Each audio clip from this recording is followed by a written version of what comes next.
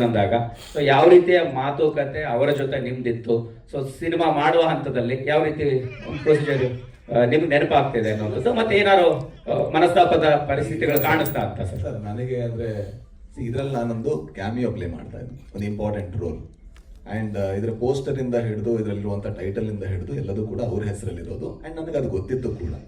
And ಈ cinema ಮಾಡಿದ್ಮೇಲೆ ಅಂದ್ರೆ ನೀವು ಒಂದು ಪ್ರಶ್ನೆ ಕೇಳಿದ್ರೆ ಅಂದ್ರೆ ನಾ ಬಂದ್ಮೇಲೆ ಇರು ಸುಮರ್ಸ್ ಆಯ್ತಾ ಅಂತ. ಅಂಡ್ ನಾನು ಇವರ ಮೊದಲ ಚಾಯ್ಸ್ ಆಗಿರ್ಲಿಲ್ಲ, ನನಗಿಂತ ದೊಡ್ಡ ನಟರು ಇವರ ಮೊದಲ ಚಾಯ್ಸ್ ಆಗಿತ್ತು. ಬಟ್ ಬೇರೆ ಬೇರೆ ಕಾರಣಗಳಿಂದ ಅವ್ರು ಆಗದೇ ಇದ್ದ ಕಾರಣಕ್ಕೆ ಕೊನೆಗೆ ನಾನು ಬಂದಿದ್ದು. ಹಾಗಾಗಿ ಆ ರೋಲ್ ಮೊದಲಿಂದ ಇತ್ತು. ಇಟ್ಸ್ ನಾಟ್ ದಟ್ ಅದೊಂದು ಪಾತ್ರ, ಅದು ಬರವಣಿಗೆಯಲ್ಲೇ ಆ ಒಂದು ಪಾತ್ರ ಇದೆ. ನನಗೆ ಏನ್ ಸರ್, ನಾನು ಇಲ್ಲಿ ಕಾಂಪಿಟೇಷನ್ ಮಾಡಕ್ ಬಂದಿಲ್ಲ ಸರ್, ಯಾರ ಜೊತೆನೂ ಕಾಂಪಿಟೇಷನ್ ಇಲ್ಲ. ನಾವು ಸಿನಿಮಾ ಮಾಡ್ತಾ ಇದ್ವಿ. ಅಂಡ್ ನಾನು ಟೆಕ್ನಿಷಿಯನ್ ಫಸ್ಟ್.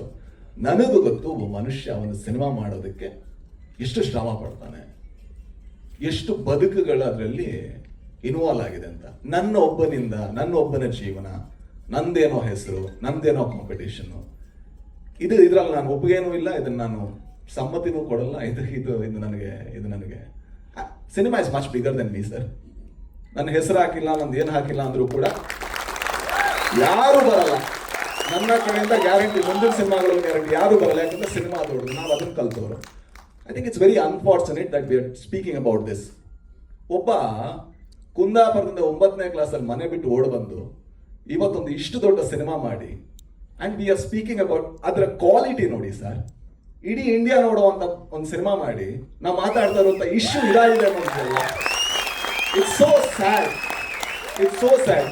ಅವ್ರ ಹತ್ರ ಅವ್ರೇನಾದ್ರು ಸಿಟ್ಟಿಲ್ಲ ಅಂದ್ರೆ ನಾನು ಒಂದ್ಸಲ ಕೂತ್ಕೊಂಡು ಅವ್ರ ಜೊತೆ ಮಾತಾಡಬೇಕು. ಅಂದ್ರೆ ಮನುಷ್ಯರ ತರ ಮಾತಾಡಿದ್ರೆ ಮಾತ್ರ, ಮನುಷ್ಯತ್ವ ಇಂಪಾರ್ಟೆಂಟ್. ಹಾಗೆ ಮಾತಾಡಿದ್ರೆ ನಾವು ಮಾತಾಡ್ಬೋದು ಏನೋ. ಯಾಕಂದ್ರೆ this is so sad, this is so sad. Sir ಏನ್ ಸರ್ ಕಾಂಪಿಟೇಷನ್? ಯಾವ ಕಾಂಪಿಟೇಷನ್ ಹೇಳಿ? ನಂದೊಬ್ಬಂದ ಸಿನಿಮಾ ಸರ್, ಆ ಹುಡುಗಿರ್ ಮಾಡಿಲ್ವಾ? ಮಿತ್ರ ಸರ್ ಮಾಡಿಲ್ವಾ? ಹೆಂಗ್ ಕಾಣಿಸ್ತಾರೆ ಮಿತ್ರ ಸರ್? ಎಂತ ಒಳ್ಳೆ ಕಲಾವಿದ. ಶ್ರೀಧರ್ ಸರ್ ಮಾಡಿಲ್ವಾ ಸರ್? ಅವ್ರು ಎಷ್ಟು ಜನ ನೋಡಿದ್ದಾರೆ? ಏನ್ ಸರ್ ಅವ್ರಿಗಿಂತ ದೊಡ್ಡ ಕಲಾವಿದನ ಸರ್ ನಾನು? ಅವ್ರದ್ದು ಹೆಸರಿದೆಯಾ sir poster? This is so unfortunate, this is so unfortunate sir, this is so unfortunate. This is ತುಂಬಾ ಜನ ಕೇಳ್ತೀವಲ್ವಾ, ಯಾಕೆ ನಮ್ಮ ಇಂಡಸ್ಟ್ರಿ ಉದ್ಧಾರ ಆಗಲ್ಲ ಅಂತ. ಒಂದು ಕಾರಣ ಇದು ಕೂಡ. ಯಾಕಂದ್ರೆ ನಾವು ಕೊಲಾಬರೇಷನ್ ಇಲ್ಲ ಸರ್. ನನಗೆ ಈ ಸಿನಿಮಾದಲ್ಲಿ ಪ್ರಜ್ವಲ್ ದೇವರಾಜ್ಗೆ ದೊಡ್ಡ ಹೆಸರು ಬಂದ್ರೆ ನಾನು ಬಹಳ ಖುಷಿ ಸರ್. ಕನ್ನಡಕ್ಕೆ ಇನ್ನೊಬ್ಬ ನಟ, ಮತ್ತೊಬ್ಬ ಇನ್ನೂ ದೊಡ್ಡ ಸ್ಟಾರ್ ಆಗಿ ಬೆಳೆದ. ಮಿತ್ರ ಸರ್ಗೆ ಏನಾದ್ರು ಹೆಸರು ಬಂದ್ರೆ I am so proud, I am so happy. ಯಾಕಂದ್ರೆ ಆ ಕಲಾವಿದ ಡಿಸರ್ವ್ ಮಾಡ್ತಾನೆ.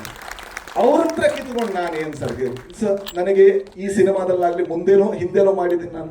ನಾನು ಖಳನಾಯಕನಾಗೂ ಮಾಡಿದ್ದೀನಿ. ಅಲ್ಲೆಲ್ಲೂ ಕೂಡ ನನಗೆ ಕಟೌಟ್ ಹಾಕಿ ಅಂತ ಹೇಳಿಲ್ಲ.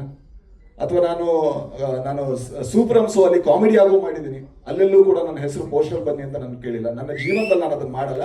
ಮಾಡಿದ್ರೆ ಅವತ್ತು ನಾನು ಇಂಡಸ್ಟ್ರಿ ಬಿಡಬೇಕು ಅಂತ ನಾನು ಭಾವಿಸ್ತೀನಿ ಸರ್.